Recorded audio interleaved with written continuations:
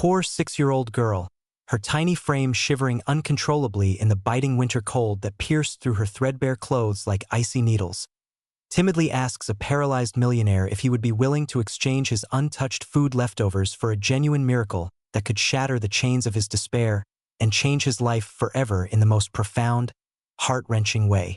"I can make you walk again," she whispers with the pure, unwavering faith only a child can possess, her voice carrying a heartbreaking innocence that pierces through the thick walls of his hardened, broken heart, stirring emotions long buried under layers of bitterness, isolation, and unending sorrow. He laughs at first, a bitter, hollow sound that echoes his years of deep-seated despair, loneliness, and the crushing weight of a life confined to immobility. But oh, how everything is about to transform in ways that will touch the deepest corners of his weary soul, awakening a hope long extinguished, a warmth long forgotten, and a connection that heals the invisible wounds of the spirit. Before we dive into this profoundly moving, soul-stirring story that will tug at your heartstrings with its raw emotional depth, evoking tears of empathy, waves of compassion, and a poignant reminder of life's fragile beauty amidst pain and loss, I'm curious. What time is it for you right now? Is it the brightness of day, full of fleeting possibilities and the hustle of life, or the quiet, introspective hush of night, where reflections on human vulnerability, the ache of unfulfilled dreams, and the quiet miracles of connection come alive in the stillness? No matter the hour, whether the sun is shining or the stars are watching over us, I'm deeply grateful that you're here with me, joining in this emotional journey that reminds us all of the fragile threads of human connection, the profound ache of loneliness that can consume a soul, and the miraculous, transformative power of innocent love to heal even the most shattered spirits, mending what seems irreparably broken with tenderness and faith. The December snow fell softly, like a gentle, melancholic whisper from the heavens above, blanketing the world outside the grand, imposing windows of Harrison's mansion in a serene layer of white purity that contrasted sharply with the inner turmoil raging within. But inside the luxurious dining room, a space designed for opulent gatherings and joyous feasts, but now echoing with the profound, haunting silence of solitude and regret, Robert Harrison sat utterly alone at a massive table meant for 20 vibrant souls, his presence a poignant symbol of isolation. His state-of-the-art wheelchair, a cold emblem of both his immense wealth and his unbreakable imprisonment, glided silently across the polished floors as he positioned himself nearer to the window, gazing out at a world that had become painfully distant, taunting him with its freedom. At 52 years old, Bob possessed everything money could buy: opulent homes filled with priceless artifacts, rare art collections that whispered of beauty he could no longer chase, investments that grew like unchecked vines in a garden he couldn't tend, but everything except the one thing his heart yearned for most with an aching, relentless desperation: the simple, everyday miracle of mobility, the ability to walk, to feel the solid ground beneath his feet, to move through life without the constant, soul-crushing reminder of his body's cruel betrayal. It had been 20 long, agonizing years since that fateful car accident. A moment frozen in time like a nightmare he couldn't wake from. A split-second collision that not only robbed him of his physical freedom, but also stole the very essence of who he was, leaving behind a shell of a man haunted by what-ifs and regrets. 20 years of enduring the finest medical care the world could offer, care that his fortune ensured was top-tier. Innovative surgeries that promised hope but delivered only more physical and emotional scars. Experimental treatments that teased the possibility of recovery but ended in crushing, heart-wrenching disappointment. And an endless parade of specialists whose optimistic words, filled with technical jargon, turned inevitably to apologies and condolences, each one a dagger to his already wounded spirit. His staggering $40 million fortune, amassed through shrewd business acumen, relentless drive, and a life once full of ambition, meant absolutely nothing when he couldn't even sense the presence of his own legs, when every glance downward at his lifeless limbs was a stab of grief, a visceral reminder of the vibrant, active man he once was, running through fields in his youth, dancing with his wife on starlit nights, now confined to a chair that felt like a cage for his restless soul, trapping him in a prison of his own making. The mansion, once a bustling hub of laughter, love, and lively conversations that filled the air with warmth, now resonated with an empty, hollow silence that amplified his inner turmoil, each vast room a testament to his profound isolation and the deep-seated pain that had become his constant, unwelcome companion, whispering doubts and regrets in the quiet hours. His wife had left 15 years ago, her departure a wound that never fully healed, a scar on his heart that throbbed with every memory. She couldn't bear the weight of his growing bitterness, the way his frustration and anger poisoned their once happy marriage, turning tender moments of intimacy into battles of resentment and unspoken accusations. Her goodbye a final act of self-preservation that left him even more alone. Friends, those who had once flocked to his side in times of success and celebration, gradually faded away like shadows at dusk, weary of his explosive outbursts that lashed out like storms, his dark moods that cast a pall over every interaction, leaving him in a void of loneliness that ached like an open sore, festering with the pain of abandonment. Even his devoted mother, Elenina, whose unconditional love had been his anchor through the stormy seas of his recovery, visited less frequently now. Her frail 78-year-old heart shattered anew each time she looked into her son's eyes and saw the emptiness there, the spark of joy and vitality extinguished by decades of suffering, unfulfilled longing, and the relentless grind of hope deferred. It was as if the accident hadn't just paralyzed his body but had slowly, insidiously eroded his soul, leaving behind a man trapped in a gilded prison of regret, sorrow, and a profound sense of loss that colored every moment of his existence.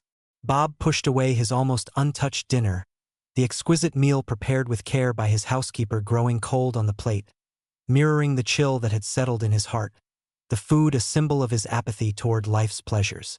He wheeled himself through the house, the silent halls amplifying his isolation like an echo chamber of despair, past portraits of ancestors who had lived full, mobile lives of adventure and achievement, past furniture arranged for a world he could no longer navigate, each piece a mocking reminder of his limitations. Outside the window, through the fogged glass that blurred the line between his confined world and the vibrant one beyond, he could see silhouettes of people hurrying along the sidewalk, ordinary folks bundled against the cold, taking steps he could only dream of with a longing that bordered on physical pain, their freedom a cruel contrast to his confinement, stirring envy that twisted in his gut mingled with a deep, aching sadness for what he had lost forever. A soft knock at the service door pierced the quiet, pulling him from his melancholic reverie like a lifeline thrown into turbulent waters, breaking through the fog of his thoughts with unexpected sharpness. Who could it be on such a bitterly cold December evening, when the world outside seemed hostile and unforgiving, the snow swirling like lost souls in the wind? The housekeeper had left hours ago, her footsteps long faded into the night, and Bob expected no visitors. His life had become a self-imposed exile from human connection, a fortress built from the bricks of his pain. The knock persisted, gentle yet insistent, stirring a rare flicker of curiosity in his weary soul, overriding his habitual desire for solitude that had become his shield against further disappointment and hurt. He wheeled through the house with a sense of anticipation mixed with trepidation, the sound drawing him like a moth to a flame, past the opulent rooms that now felt like museums of his past life. The knocking had ceased by the time he reached the door, but he opened the heavy oak panel anyway, the cold air rushing in like an uninvited guest, carrying with it the sharp bite of winter that made his skin prickle. There, huddled against the frigid wall for whatever meager shelter it offered from the relentless wind, stood the smallest, most vulnerable person he had ever seen at his threshold. A tiny girl no older than 6, her tangled chestnut hair dusted with snowflakes that clung like fragile diamonds, dressed in clothes that had seen far better days, threadbare and ill-fitting, speaking of poverty's harsh grip. Her shoes were riddled with holes, exposing her small toes to the merciless chill that must have numbed them with pain, and her thin jacket was utterly inadequate for the harsh Massachusetts December weather, her little body shivering not just from the physical cold but from the raw exposure of need and desperation that tugged at Bob's long-dormant compassion. The sight of her stirred something deep within him, a pang of empathy he thought had died long ago amid his own suffering, a reminder of the world's injustices that mirrored his own isolation, evoking a flood of emotions. Pity for her plight, sadness for the cruelty of fate, and a flickering spark of kindness that surprised him with its intensity. "Mister," she said, her voice barely a whisper above the howling wind, fragile and trembling yet laced with a quiet determination born from necessity and the innate resilience of childhood. "I'm really hungry. Do you have any food you're not going to eat?" Bob stared at her in stunned silence, his mind reeling from the unexpected plea that cut through his self-absorption like a knife. For 20 years of self-imposed isolation, no one had ever asked him for help in such a pure, direct way, without agendas, without expectations of reciprocity tied to his wealth or status. People usually approached him for his money, his connections, his influence, scheming for a piece of his fortune with calculated smiles. But this tiny girl was asking for his leftovers, her bright blue eyes wide with innocent hope and devoid of any cunning or manipulation. It was a request so simple, so profoundly human, that it cracked the thick armor around his heart, evoking a flood of emotions he had long suppressed: pity that made his chest tight, sadness for her young life marked by hardship, and a budding joy at being seen not as a victim but as someone who could give. "What are you doing out here alone?" he asked, his voice rough from disuse and the emotions swelling in his throat, laced with genuine concern that surprised even him. A concern born from the pain of his own profound loneliness and the recognition of shared vulnerability. "I live with my mom in the apartment over there." She pointed with a small, gloved hand to a dilapidated building across the street, its windows dimly lit and exuding an air of desperation and neglect, a stark contrast to the opulence of his mansion. "She's late at work again, and I'm hungry. Mrs. Patterson next door said rich people throw away good food all the time." The girl's eyes were the brightest blue he had ever seen, like sapphires gleaming in the snow, cutting through the gloom of the evening with a purity that touched his soul. And in them, there was no fear, no pity for his wheelchair, no judgment of his condition. They looked at him as if he were just a regular person, not a broken millionaire trapped in his own body, not a symbol of loss but a potential friend. That simple, unjudging gaze stirred something profound within him, a flicker of warmth in the cold void of his heart, reminding him of a time when he felt truly seen, valued, and connected to the world. "What's your name?" Bob found himself asking, drawn into her world despite the barriers he had built around his heart, his voice softening with an unexpected tenderness. "Lily Thompson. And yours?" "Robert Harrison. But you can call me Bob." Lily smiled, a radiant, gap-toothed grin that lit up her face like the sun breaking through storm clouds, chasing away the shadows of the night. And for the first time in many years, Bob felt something stir in his chest. Something he thought had died forever amid the wreckage of his life and dreams. A tiny spark of human connection that brought an unexpected lump to his throat, evoking a bittersweet ache of what had been lost and what could perhaps be found again in the most unexpected places. "I can offer you a deal, Mr. Bob," Lily said, stepping closer with the bold innocence only a child possesses, her voice carrying a note of excitement that cut through the cold air like a warm embrace, her small stature belying a spirit full of generosity, wonder, and an unshakable belief in goodness. "You give me some of your uneaten food, and I'll give you something even better." Bob almost smiled, amused by her earnest negotiation, her determination touching in its purity, but curious all the same. "What could you possibly give me, little one?" Lily looked straight into his eyes, her gaze unwavering and filled with a purity that disarmed him completely, stripping away his defenses, her small hand reaching out to touch the armrest of his wheelchair with gentle curiosity that spoke of empathy rather than intrusion. "I can make you walk again." Those words hit Bob like a physical blow, reopening old wounds that had never truly healed, stirring a storm of emotions within him: disbelief that made him scoff, anger at the reminder of his loss, and a deep, buried longing that made his heart ache with the pain of unattainable dreams and the sorrow of years spent in shadow. For a moment, the old rage bubbled up inside him, a defensive wall against yet another false hope that could shatter him anew. How dare this child mock him with impossible promises, dangling the one thing he craved most in a world that had denied him so much, teasing him with a vision of freedom that had been ripped away? He had heard it all before from countless doctors with their sterile assurances, faith healers with their fervent prayers, experimental researchers whose eyes gleamed with greed and ambition. They all promised miracles with confident smiles and scientific jargon, took his money with eager hands, and left him right where he was, more broken than before. his spirit fractured by repeated disappointment, his soul scarred by the cycle of hope and heartbreak. But something in Lily's voice stopped him from slamming the door, a pure, unwavering certainty, as if she were stating a simple, undeniable fact, like the sky is blue or snow is cold, her words carrying no trace of deceit or mockery. It wasn't greed or calculation. It was absolute faith, a child's untainted belief in the goodness of the world and the possibility of miracles, and it disarmed him completely, leaving him vulnerable and exposed, his heart pounding with a mix of skepticism and a desperate, flickering hope. Bob laughed, the sound strange and hollow in the night air, echoing his inner emptiness and the years of suppressed pain that had hollowed him out from the inside. But beneath it lay a crack in his armor, a small opening where light could enter. "You think you can make me walk?" he asked, his tone a complex mix of skepticism, amusement, and hidden longing, a plea wrapped in doubt that revealed the depth of his pain. "I know I can," Lily replied simply, her confidence unshakable, her words carrying a soulful conviction that resonated deep within him, touching a part of his spirit he thought was forever numb. "I've done it before." The next morning, Bob woke with Lily's words echoing in his head like a persistent melody that refused to fade, stirring emotions he hadn't felt in ages. Hope mingled with fear, wonder tempered by cynicism, and a profound sadness for the life he had lost. "I can make you walk again." He had given her a container of his almost untouched dinner, watching her small figure disappear into the night with a promise to return the next day, her departure leaving him with a strange sense of anticipation that made his heart flutter with both excitement and trepidation.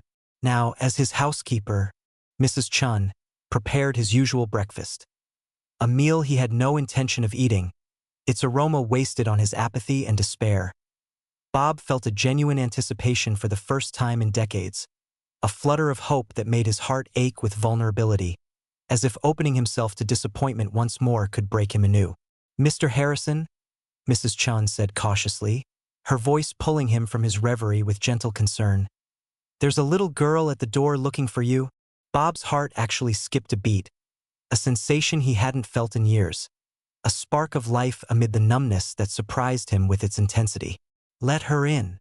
Lily appeared in the dining room doorway, still in the same worn clothes that spoke volumes of her family's struggles, but somehow brighter in the morning light, her presence like a ray of sunshine piercing through the gloom of his existence, bringing with it a warmth that thawed his frozen soul and stirred emotions of joy and tenderness.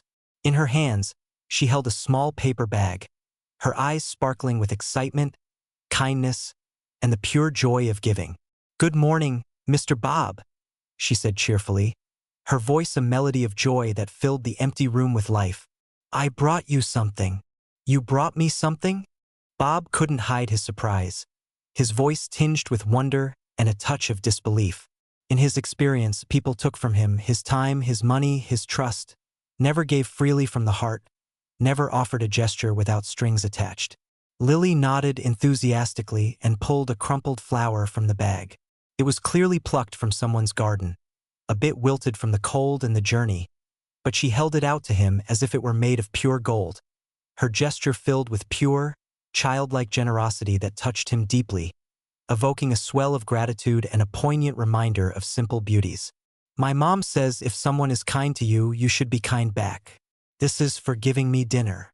Bob took the flower with hands that hadn't held a gift in years, his fingers trembling slightly as he felt the delicate petals, the simple act evoking a flood of emotions, gratitude that warmed his chest, sadness for his lost connections that brought a sting to his eyes, and a budding joy he thought impossible, a joy that made his heart feel lighter. "Thank you, Lily. That's very sweet," he said, his voice soft with the pain of long-suppressed tenderness, the words carrying more weight than he realized. "Can I look at your legs?" Lily asked suddenly, her curiosity innocent and unfiltered, her question hanging in the air like a challenge to his defenses, stirring a mix of vulnerability and resistance. The request could have ignited Bob's rage if asked by anyone else, stirring the bitterness of his condition and the pain of being reduced to an object of pity. But from this innocent child, it felt like simple wonder, devoid of judgment or condescension, a pure desire to understand and help. "They don't work," Bob said carefully, his voice laced with the deep-seated pain of admission, the words carrying the weight of 20 years of loss, frustration, and resignation. I can't feel them at all. Can I touch them? Bob hesitated, his heart pounding with a mix of fear, longing, and the terror of hope. Even doctors touched his legs with clinical detachment, prodding and probing without a hint of compassion or warmth, treating him like a case study rather than a man. No one had touched them with kindness in 20 years, and the thought both terrified and tempted him, opening old wounds while promising a gentle healing. I suppose so, he finally said, his voice barely above a whisper, opening himself to vulnerability in a way he hadn't since the accident, his soul bracing for the emotional impact. Lily approached without hesitation and gently placed her small hands on his knee through his pants. Her touch was warm and soft, like a gentle breeze carrying the promise of spring after a long, harsh winter, and for a moment, Bob swore he felt something.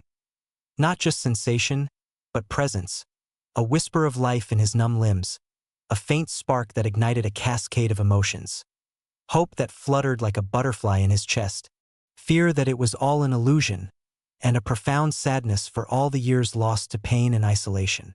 The touch was so tender, so full of innocent care, that it brought tears to his eyes, a release of pent-up grief. They're sleeping? Lily said calmly, her voice full of childlike wisdom that belied her age, her words carrying a soulful comfort that soothed his tormented spirit. Sometimes when things are really, really tired, they sleep for a long time, but they always wake up eventually. The simplicity of her words pierced him like an arrow of light, evoking a tear that he quickly blinked away, the pain of his harsh reality clashing with her innocent optimism in a way that both hurt and healed. Lily, Bob said gently, his eyes misting with unshed tears from the emotional turmoil churning inside. My legs aren't sleeping, they're broken. The doctors say they'll never work again. Doctors don't know everything, Lily replied with the absolute certainty only a 6-year-old could possess, her faith unshakable and soul-stirring, her words a balm on his wounded heart. My mom said when I was really little I couldn't talk for the first 3 years. All the doctors said something was wrong with my brain. But one day I just started talking, and now I talk all the time. She smiled at him, a radiant grin that lit up the room like a sunrise, chasing away the shadows of doubt, and Bob almost believed her impossible optimism, his heart aching with a hope he had long abandoned, a hope that brought both joy and terror in its wake, the fear of disappointment mingling with the thrill of possibility. How exactly are you going to make me walk? He asked, intrigued despite himself, his voice carrying a note of curiosity that surprised him, opening a door to wonder. Lily climbed onto the chair across from him, swinging her legs freely like any carefree child, her presence a balm on his wounded spirit, bringing a sense of life to the sterile room. First, you have to want to walk for the right reasons. What do you mean? Most people want things for themselves, but magic doesn't work that way. You have to want to walk so you can help other people. Magic! Bob almost laughed again, but there was something in Lily's earnest face that stopped him. A purity that made his cynicism feel out of place, a soulful depth that touched him deeply, evoking a longing for the wonder he had lost. I've wanted to walk for 20 years, Bob said. Believe me, I want it badly. But why? Lily pressed. Why do you want to walk? The question caught Bob off guard, forcing him to confront emotions he had buried deep under layers of anger, resentment, and self-pity. Why did he want to walk? To be normal again, to reclaim his old life full of independence and adventure, to stop feeling broken and dependent, to escape the constant pain of limitation that gnawed at his soul day after day? I want to be the man I used to be, he finally said, his voice cracking with vulnerability, the admission bringing a wave of sorrow for the life lost, the dreams shattered, the love abandoned.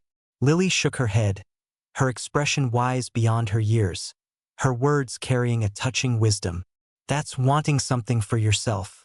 What if you could walk again, but only to help other people? Would you still want it? Bob stared at this tiny philosopher across from him, her words piercing through his defenses like a gentle light in the darkness, stirring a storm of emotions, self-reflection that made him question his selfishness. doubt that challenged his long-held beliefs, and a budding sense of purpose he hadn't felt in decades, a purpose that could transform his pain into something meaningful. "I don't know," he admitted, the honesty painful but liberating, opening a crack in his armored heart where healing could begin. "That's okay," Lily said brightly, her optimism a beacon in his gloom, her voice full of encouragement that lifted his spirits. "We have time to figure it out. Can I come back tomorrow?" "Yes," Bob said without hesitation, surprising himself with the eagerness in his voice, the prospect filling him with a warm anticipation that made his heart feel alive. "Yes, you can come back." As Lily headed to the door, she turned to him with a knowing smile that touched his soul. "Oh, and Mr. Bob, you should eat your breakfast. You'll need your strength." For the first time in months, Bob felt hungry. Not just for food, but for life itself, a hunger born from the seeds of hope she had planted in his barren heart, a hope that bloomed with tender promise. Margaret Thompson rushed home from her second job, her feet aching from endless hours on her feet, her body weary from the relentless grind, her mind a whirlwind of worry, guilt, and exhaustion that never seemed to end.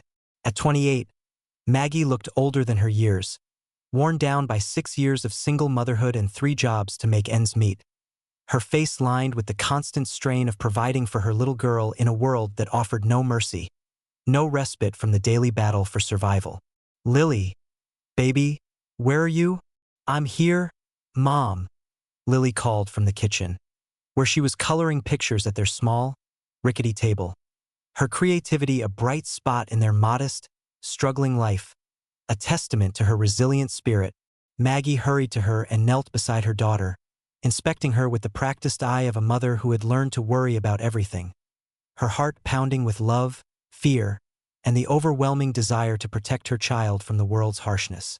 "Mrs. Patterson next door said you were gone for hours yesterday. Where did you go?" Lily's crayon paused over her drawing, her expression innocent and untroubled. "I made a new friend." "What kind of friend?"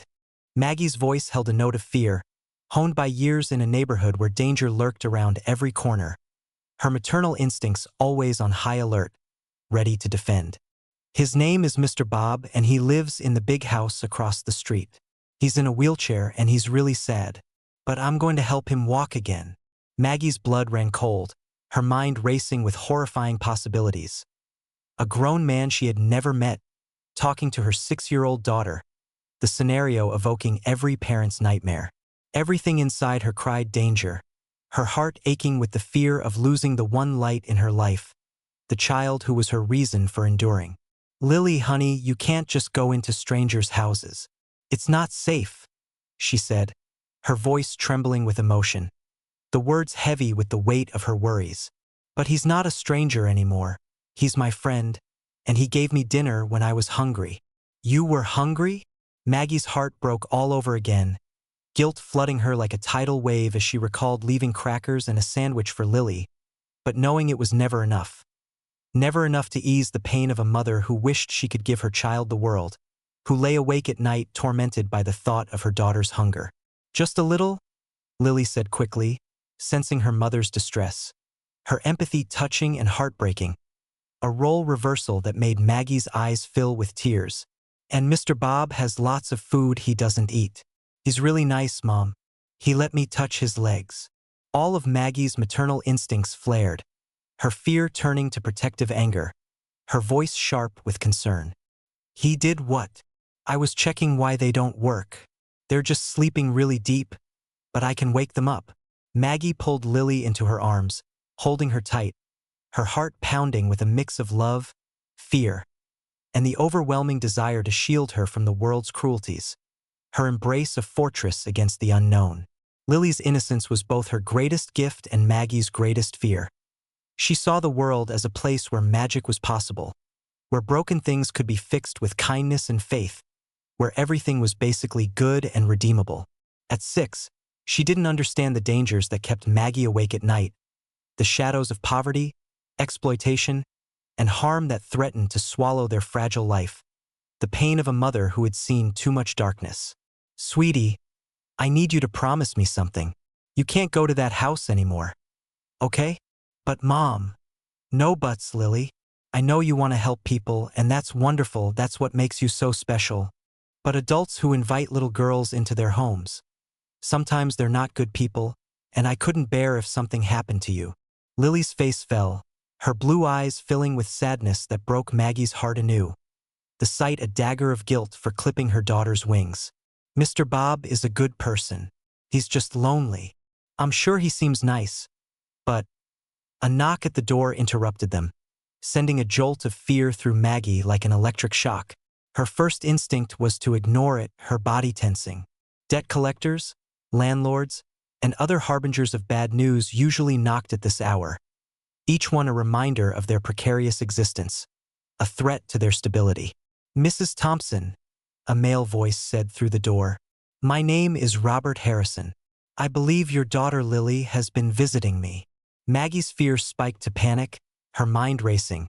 He had followed Lily home. He knew where they lived, the thought sending chills down her spine.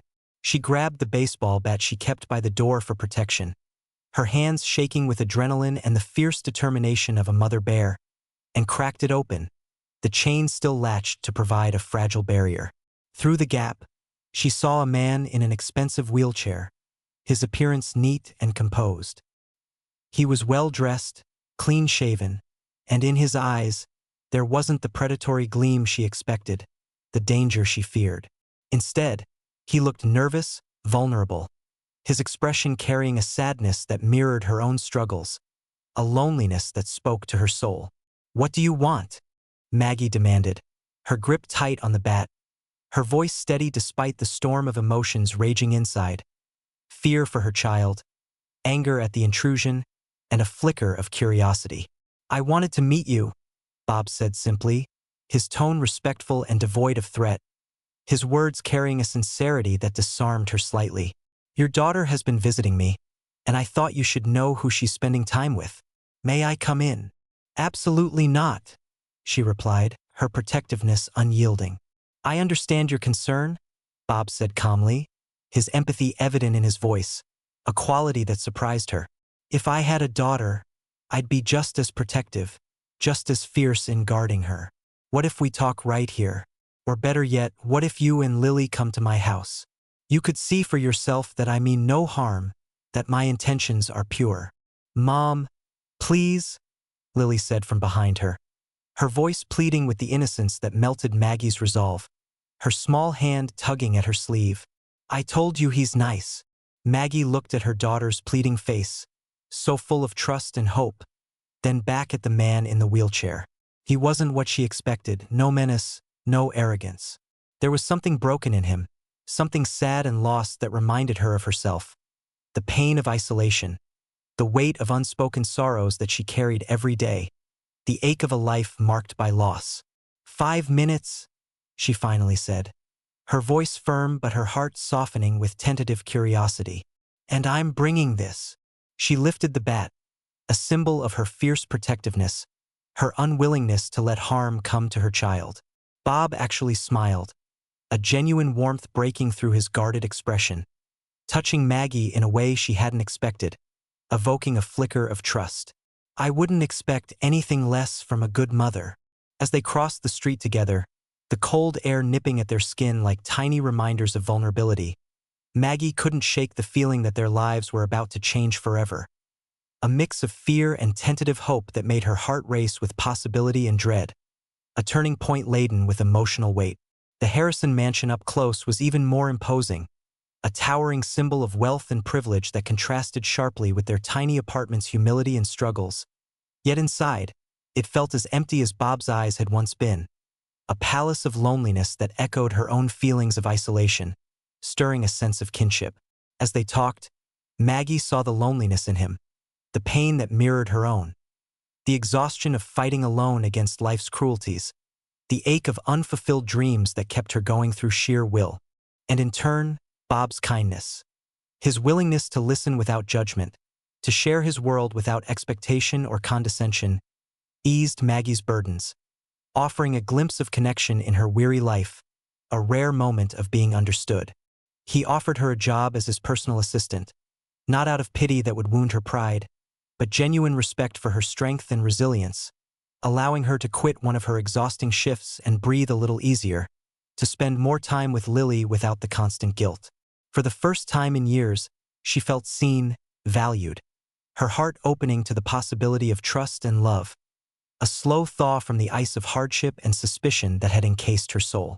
But as Bob's legs began to show signs of life, faint tingles that grew into subtle movements, each one a small victory laced with emotional triumph and the joy of rediscovery.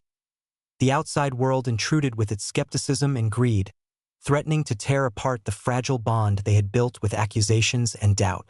News of the miracle child spread like wildfire through the community and beyond, attracting media attention with its sensational allure and opportunistic lawyers who saw a chance to exploit the story for personal gain. Their intrusions a painful reminder of the world's cynicism and the vulnerability of hope. "This is fraud," one lawyer claimed in a tabloid interview, his words like daggers to their hearts, cutting deep into the tender new growth of their family. A rich man being conned by a poor family. The accusations stung deeply, reopening old wounds for Bob, who had built walls to protect his heart from such cruelty and judgment, and filling Maggie with fear of losing Lily to custody battles, her maternal protectiveness flaring like a shield against the storm, her soul aching with the terror of separation. Lily, sensing the gathering clouds of doubt, conflict, and external pressure, held them together with her unwavering faith, her small voice a beacon in the darkness, her words carrying a soulful wisdom that belied her age. "Love is stronger than bad people," she said, her declaration touching their hearts and reminding them of the pure bond that had brought them together, a bond forged in vulnerability and strengthened by kindness. One evening, as they faced the mounting pressure, the relentless calls from reporters hungry for a story, the threatening letters from lawyers seeking profit, their home a sanctuary under siege, Bob gathered his strength, his voice steady with the resolve born from their shared love, his eyes shining with determination. "You two have given me more than legs. You've given me a reason to use them, a purpose beyond my own pain, a life worth living," he said, his words laden with emotion. He stood shakily, taking his first steps toward them, each movement a testament to the emotional healing that had preceded the physical, the moment filled with tears of joy and triumph that washed away years of pain, despair, and isolation. The media frenzy peaked, a whirlwind of cameras flashing like lightning, questions hurled like arrows, testing their resilience to the breaking point, but their bond held firm, a testament to the power of love over adversity, proving that true connection can weather any storm, emerging stronger and more beautiful. In the end, the lawyers faded into irrelevance, their cases dismissed like forgotten echoes. The headlines moved on to new sensations, but the family they had formed remained unbreakable. A poor girl whose innocence sparked change and healing, a once-broken millionaire who found redemption and purpose, and a mother who discovered hope and love anew in the midst of her struggles. Years later, as Bob walked hand in hand with Maggie and Lily, now a teenager with the same bright eyes that had first lit up his world, her spirit still full of wonder, the world saw not a miracle of medicine, but of the heart, a story that touched souls far and wide. Lily's magic wasn't supernatural. It was the pure, unfiltered love of a child that healed what science couldn't, transforming tragedy into beauty, pain into purpose, isolation into family. From the depths of despair came connection and joy, proving that even in the darkest winters of the soul, spring can bloom if we believe in the power of love to mend the unmendable, to bridge the gaps between broken hearts with tenderness and faith. The story of Bob, Maggie, and Lily serves as a poignant, soul-stirring reminder that miracles often come not from grand gestures or scientific breakthroughs, but from the small, tender acts of kindness that bridge the gaps between broken hearts, weaving them together into something whole, beautiful, and enduring. And in that wholeness, the true drama of life unfolds. Not in the falls and failures, but in the rises and redemptions, not in the pain and loss, but in the healing and love that follows when faith and compassion lead the way, touching us all with their timeless truth.